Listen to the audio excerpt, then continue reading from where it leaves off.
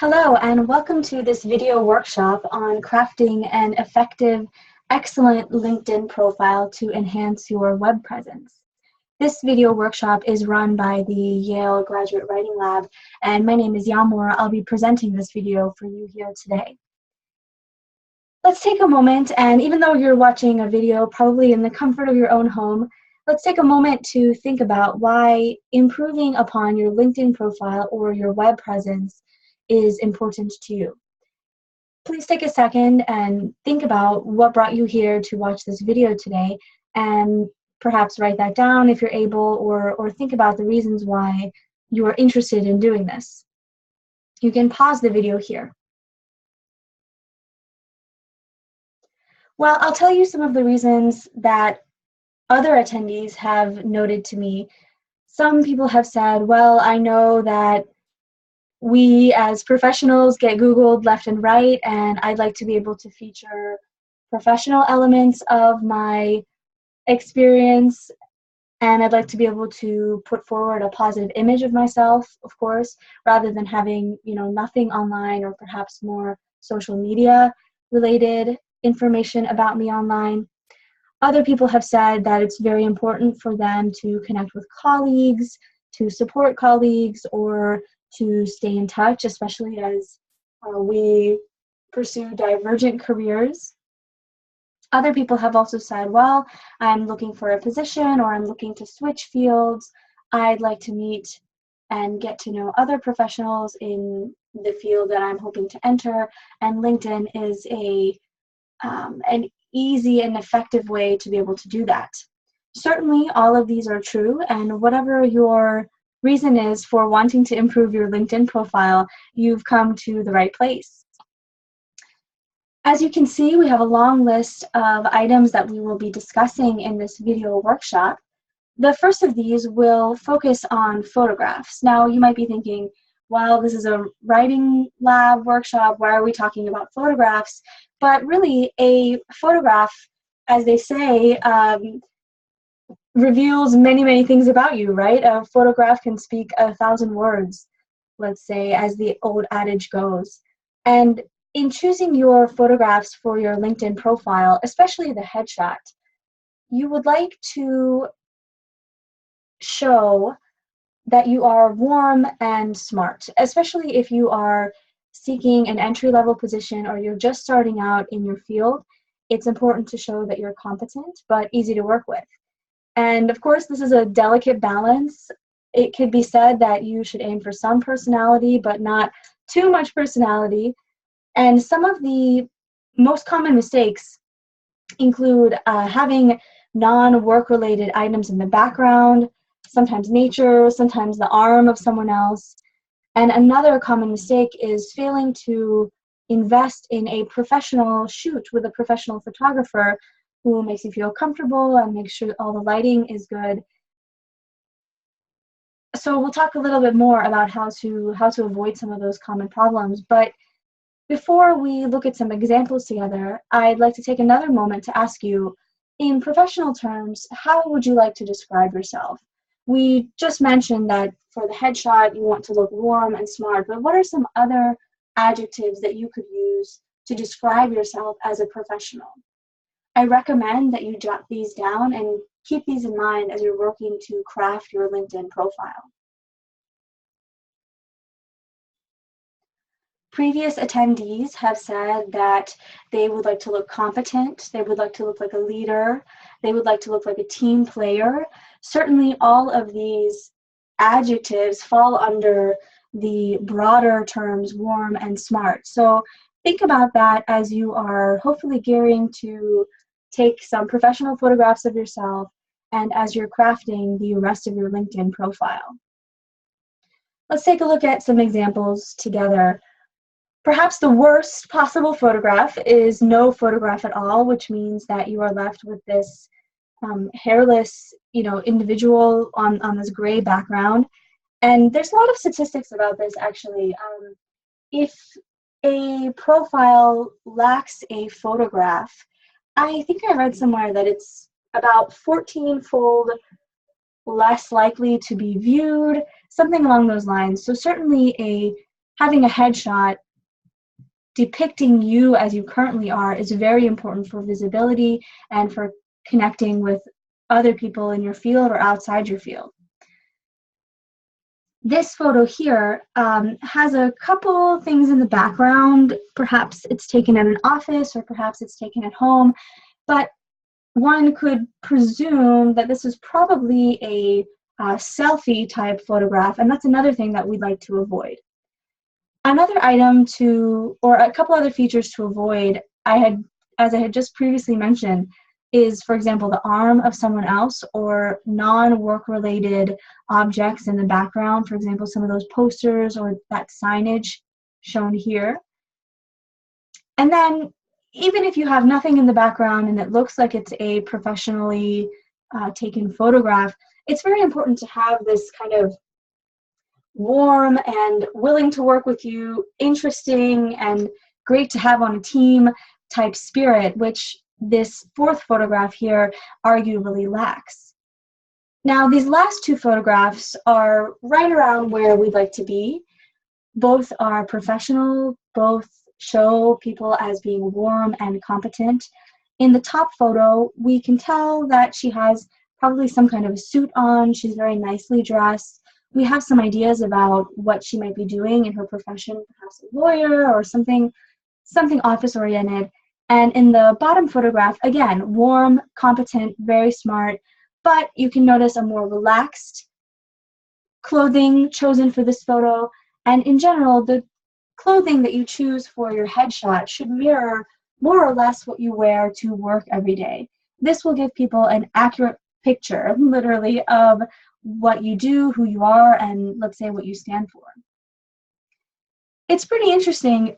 I should mention that there are a lot of scientific studies that have gone into understanding what we think when we look at faces, and the LinkedIn photograph has been a subject of these kinds of studies. And there are scientific research studies that are conducted where individuals are asked to rank a picture based on competence, likability, how influential that individual might be. So take advantage of some of these studies, and I've linked one here. We'll link a few more in the comment section of this video as well. But take advantage of some of these studies to really understand what kind of persona you should be putting forward, especially based on where you are in your career and how long, for example, you've been using your LinkedIn profile. Another place where one could place a photograph is actually the background photo. An example here, you can see that headshot itself is, again, warm and competent. This individual looks like friendly and a team player and someone we would definitely like to have on our team. And then she has chosen to have her background photo be this kind of keyboard, which ties into the type of work that she's doing. So when choosing your background photo, make sure that it's purposeful, that it has something to do with your profession. One idea might be to use the background photo depicting your team. So this individual here runs a team, a company of sorts, and he has chosen to feature his team as part of the background photo. One word of caution here would be to make sure that whatever you feature in your background photo to stand for you be sure that it has elements of diversity in it. We would caution against having a non-diverse kind of background photo because that can signal other things to your audience that we may not be intending to do. So be certain that your background photo is purposeful, but if you feature a team, be sure that it's a team that represents diversity in the workplace. The second item that we'll discuss now is the headline, this short descriptive little blurb about who you are and what you do. And in drafting your headline, it is very important to be descriptive and clear. So enough detail to portray a clear understanding about your job, about your position, details about what you do, One way to accomplish this is to use numbers whenever you can. So quantify your influence or your responsibility. And that will really stick in the minds of your audience and the readers of your LinkedIn profile.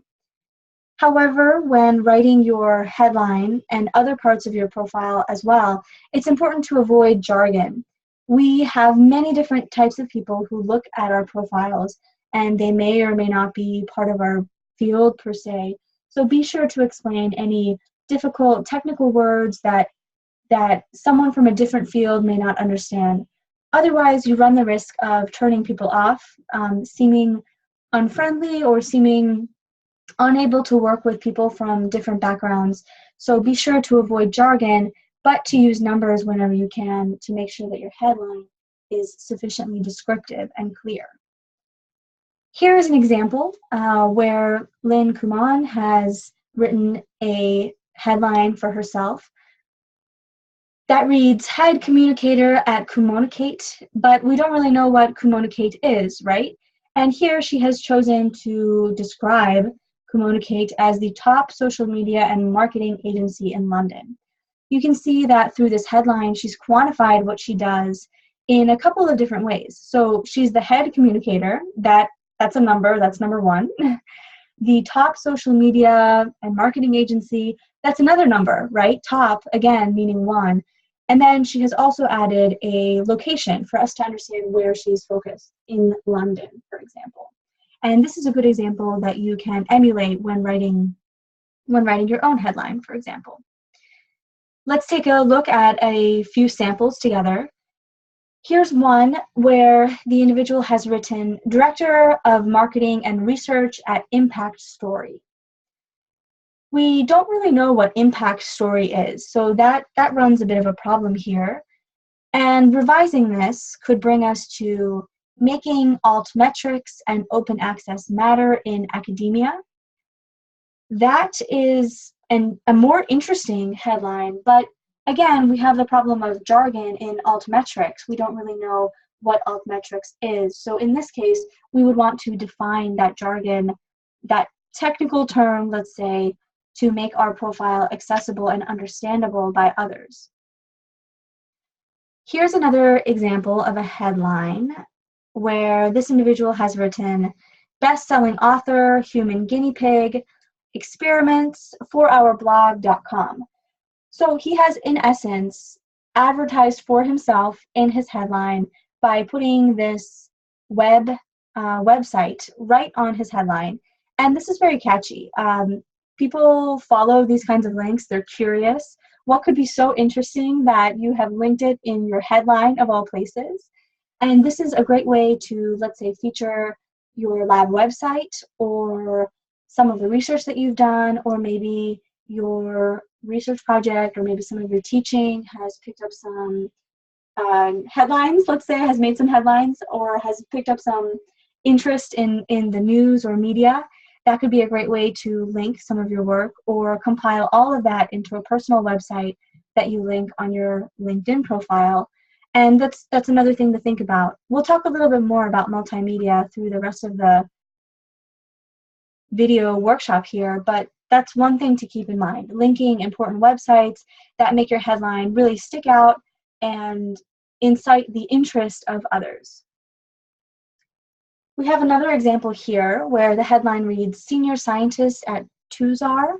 We don't know what TUSAR is, so although it's certainly interesting, this kind of headline would warrant a description of sorts.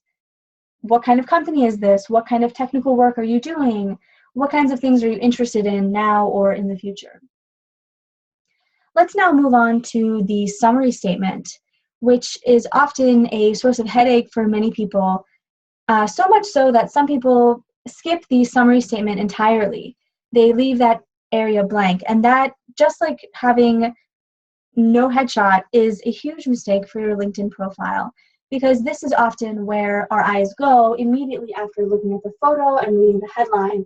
We want to read the summary statement to understand what this person is all about and what they do. In writing your summary statement, it's very important to make sure that it's not bland. especially if a job recruiter is looking at many different LinkedIn profiles, he or she is probably reading very similar things, right? Like sometimes these typical statements like, oh, I'm interested in innovation, I want to push the frontiers of science and medicine, et cetera, et cetera. You want to avoid being one in a million. Instead, you'd like to be specific such that they really understand you, and in the same vein, memorable such that the individuals looking at your LinkedIn profile remember you. To accomplish that, it is recommended that you inject some personality. In the next few slides, we'll talk a little bit more about how that can be accomplished. And again, just like we said in our headline, you should use numbers as many times as you can. Quantify your influence, quantify the impact that you have in your current position, and let's say quantify some of the goals that you have in the future. This will allow you to add specific, tangible details, and in the same breath will make your summary statement very memorable for those reading it. We'll touch on multimedia a little bit more as well, but one of the themes of this video workshop is to really spice up your LinkedIn profile as much as you can. So use multimedia, add in pictures or PowerPoint slides, whatever you have that can not just tell, but rather show actively to your audience what it is that you are passionate about. Even though the summary statement could be a paragraph, sometimes it is very useful to give some white space, add some structure to your summary statement by, for example, using bullet points if you have some sort of a list or some sort of descriptive elements about some of your responsibilities, let's say. However, this comes with the caveat of, even though our summary statement aims to show how wonderful we are, how great we're willing to work with others, we must avoid common buzzwords, and that would be things like, I'm interested in innovation, or I really like helping people. You want to avoid these very typical statements and rather make your summary statement memorable and specific by adding tangible details that will stick in your readers' minds. Here's a recipe for how to write your summary statement. You could even start with 3 short paragraphs like this, the first of which would be an interesting statement, like something punchy, or maybe a very short story that ties into your work or shows why you're passionate about what it is that you do. And then in the middle of your summary statement, you would like to put some of your accomplishments, including major contributions, some of the projects you've run, some of the teams you've led. Certainly, this body paragraph will evolve over time, and perhaps the first paragraph will evolve over time too. So remember that your summary statement is going to be fluid, and likely throughout your career, you will edit this multiple times. At the moment, it's most important that it's memorable and specific and true to you currently. Finally, in the third and final paragraph, if you choose to take this organization, you should have a call to action.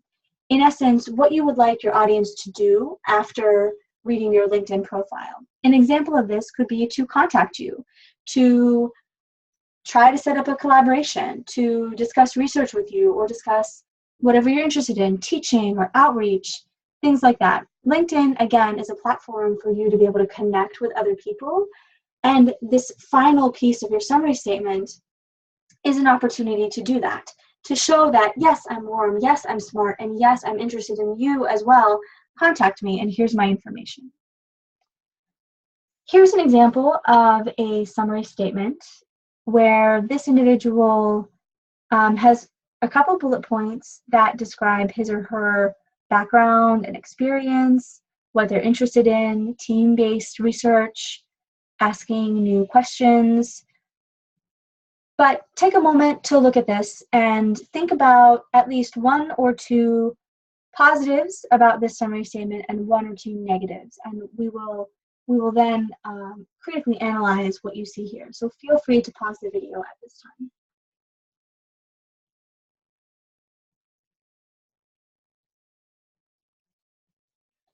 Well, I can tell you that some of the attendees from previous iterations of this workshop have liked the fact that this individual used bullet points, that this individual used numbers to quantify his or her experience and background. They, in general, don't use heavy jargon, which is great. But what are some things that might be missing? We do not have at the moment something that's striking or something that really draws us to this individual, that eye-catching, interesting introduction that we'd like at the top of our summary statement. We also don't have a call to action. So while we can understand what this individual is about, we don't really know what to do anymore. We don't know if he or she is open to talking about their work, open to giving some sort of a seminar or some sort of a talk anywhere. We don't have any of that information. So those two items, the beginning and end, are missing from this summary statement. It's mostly the middle part that has been fleshed out here. In writing your summary statement, be sure to use vivid action verbs. So that means avoiding passive voice like my work is, or I am, etc., etc. Instead, you would like to use these interesting action verbs that help create a picture, a cause and effect, or some sort of an active scene in your readers' minds. And examples of this would be my interests lie at the interface of, or my technical expertise includes, I focus on, etc., etc. What I enjoy most about my work involves leading a team, or other kinds of action items that make your work and what you're really passionate about stand out to your readers. Here is another example. I wrote this up for the purpose of this video workshop here. So please take a moment to read through this, and let's think of a couple positives and a couple negatives to this summary statement here.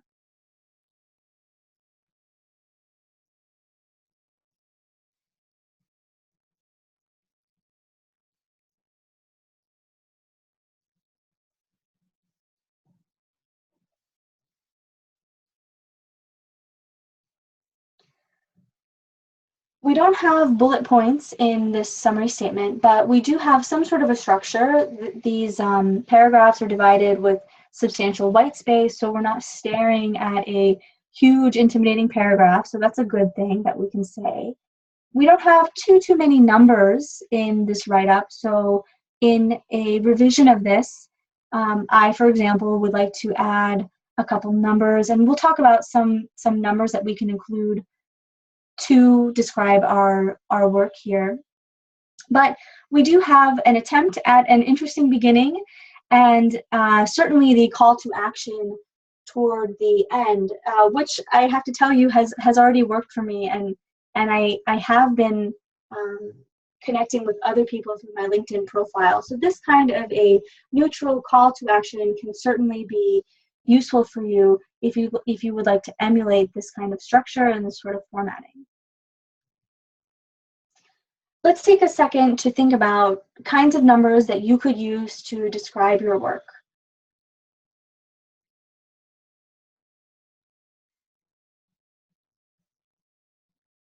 Some of the attendees of this workshop previously have said that they could write about the number of mentees they have had, the number of projects to which they've contributed, perhaps the number of times their research has been cited, for example, especially if it has been cited by many different research projects or research papers. You could also talk about the some of the fellowships that you've won, let's say, or some of the research awards that you've won, and add numbers in that way. Numbers of years worked in a certain field or worked in a certain technique would also work. So keep in mind that the more numbers you can use to describe your work and your influence, the better off you will be in writing your summary statement. Let's now move on to part 2. We'll be talking in part 2 about your writing up your experiences, your achievements, and then injecting this interesting, fun multimedia to your profile. When writing up your experiences, it is very, very important to spice this up with multimedia whenever you can. You know, it's one thing to say, oh, I have done this kind of research, and then it's another thing to say, I've done this kind of research, and here is a picture of some of the data that I've accrued, or here's a picture of me in the field with my team. Here's a video, even better, about some of the work that I'm doing. We'll touch on multimedia a little bit more toward the end of this part 2 here. But in writing the text of your experiences, it is also very important to use specific qualitative descriptions. This means that you explain enough and that you give enough detail such that the experience itself really comes alive for the people reading your LinkedIn profile. Let's take a look at an example here of an experience that had been written on the LinkedIn profile of an individual. Please take a moment to read this through and think of one positive, one negative that we can say.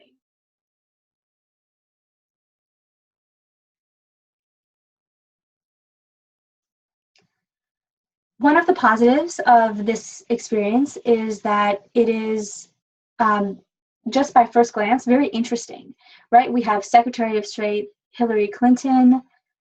We can tell that this is some sort of a global impact, which is exciting right off the bat.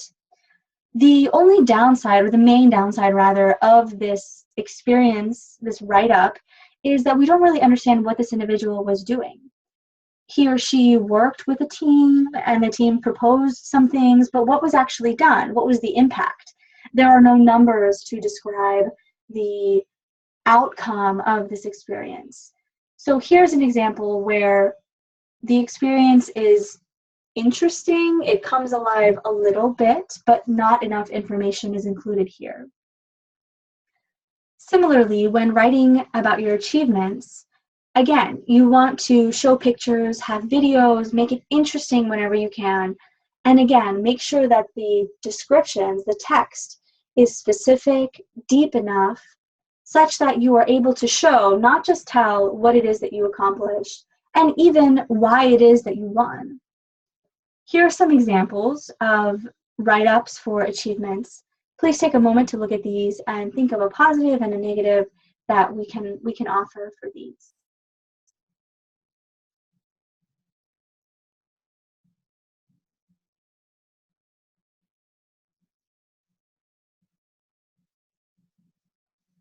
We see a lot of numbers in these descriptions, which is great.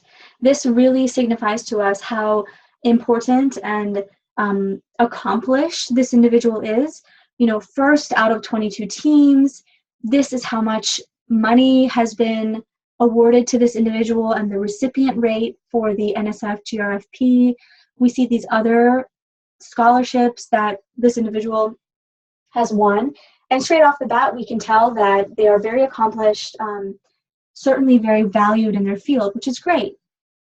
What we lack a little bit here is why the individual has won, for example, the NSF GRFP or the Graduate Consulting Club case competition.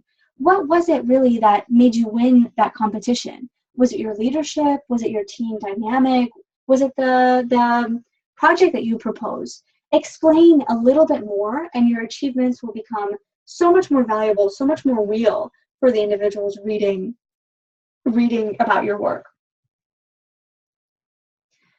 Now, multimedia, this very exciting and interesting part potentially of your LinkedIn profile can include many different things. PDFs of your resume should definitely, or rather one PDF of your resume should definitely be on your LinkedIn profile, or you might have a couple different versions depending on the types of work that you're pursuing, or let's say a resume and a CV. You should put certainly PDFs of published work. Your research PDFs should all be there, easy to download, ready for people to take home those very important take-home messages about the things that you've accomplished. And with permission, if you are able to show some of this work, research posters that you've presented, or pictures of you presenting, better yet, even a video in which you have been featured. There are videos that happen, for example, around the Yale Medical School, showing what the different departments are up to. And if you're ever featured in this kind of a video or a news clip, some kind of multimedia, especially those that are visual, will really help your LinkedIn profile stand out and become interesting. Let's say you participated in entrepreneurial group projects or the Graduate Consulting Club competition. You should post group projects there, maybe the PowerPoint, PDF, or pictures of your group, even better in action, while you're working together. But with the caveat that these, especially group projects, should be featured with permission from the rest of your group.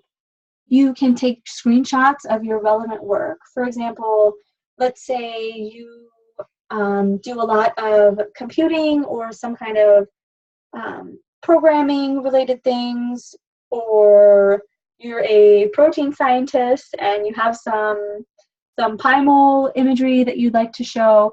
Screenshots, as long as the resolution is decent, of your relevant work would be very easy. You can even take pictures of your lab environment or some of the work that you're doing, and just showing some of this effort on your LinkedIn profile will make you and your promise as a potential hire even more enticing for those looking at your work, looking at your profile. I would also urge you to consider making a video that describes your work. Making videos has become more and more simple these days, especially with the birth of these bloggers all over YouTube, or vloggers, whatever we call them these days, and programs like iMovie or other kinds of Final Cut, for example, other kinds of programs that can help you easily put a video together that you can shoot on your own, or perhaps enlist a friend in doing so. And that's another idea, right? If you are interested in making a video and you'd like some help, you can also offer some help to a friend of yours, and you can tag team, make your videos together, and make your LinkedIn profiles incredibly interesting by showing multimedia of the things that you're passionate about.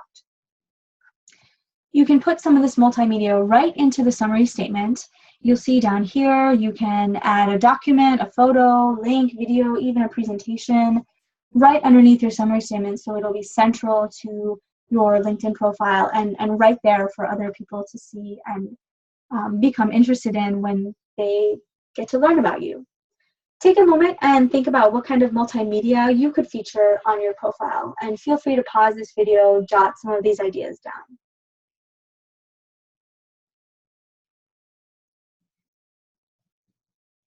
Attendees in the past have shown great interest in shooting their own videos. Even a short video could go well, and with cell phones these days, it's becoming more and more accessible, though I would caution that the multimedia that you do feature should be of reasonable quality, as high quality as you can manage, but certainly it's better to have something rather than nothing multimedia-wise on your profile. Let's move on now to part 3, which involves talking about recommendations, keeping up with your connections, and then featuring updates to your LinkedIn profile. Going with the theme of the rest of this video webinar, all of the recommendations that you give or receive should be very specific. In general, you should aim for about 5 or 10 total on your profile. If you're starting out, this seems like a lot, right? 5 or 10, I mean, wow. But you can give and take, right? You can try to ask for a recommendation, let's say 1 per month, and before you know it, you'll have reached 5 to 10 in almost no time, especially with how quickly life passes while we are doing research or while we're actively working. You can also offer to write colleagues a recommendation. Imagine offering to write 1 per month and then having that favor returned to you. When writing them and when receiving them, be sure to make your recommendations very specific, on point, and clear. After you've accrued a number of them, it's also appropriate to freshen them up let's say you started your LinkedIn profile way back when you were an undergrad, and you have a couple of university professors who offer recommendations for you. And let's say now you are at the postdoc level or junior professor or some kind of adjunct teaching faculty. It would then be time to freshen up some of these recommendations and seek ones that are more appropriate or more timely in terms of where you are currently in your career. Here's a recipe of how one could structure a recommendation.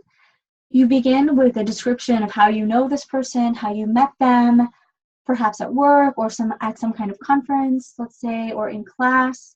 You then can go on to explain your experience with him or her, the type of work that you did together, some of the impact of the work that you did, or maybe their impression, the impression they gave to you as part of your class, something along those lines. And then finish off with a closing statement that has a take-home message. What do you really want your audience to understand and take home or take back to their superior for hiring purposes about this individual?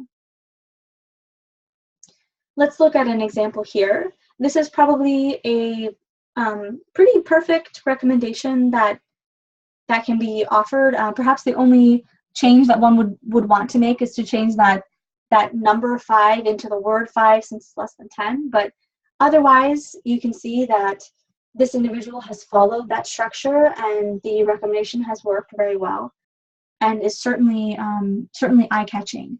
Gabriela would be an asset to any project as a leader or team member. That's the take-home message, and it's a very strong one at that.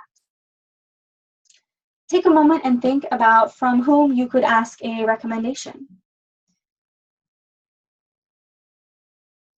Attendees in the past have said that they would be comfortable asking a recommendation from someone who has mentored them, some colleagues of theirs, perhaps even classmates or people who have worked on the same team as them.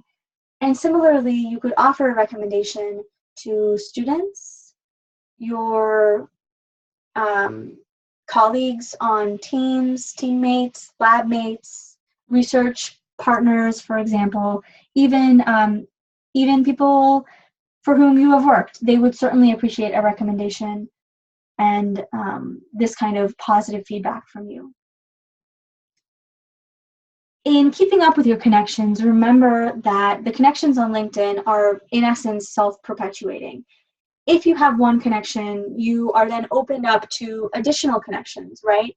And then the more powerful you look on LinkedIn, just like in real life, right? The more friends it seems an individual has, the more likely he or she is to gain additional friends. So the number of connections that you have on LinkedIn are certainly important.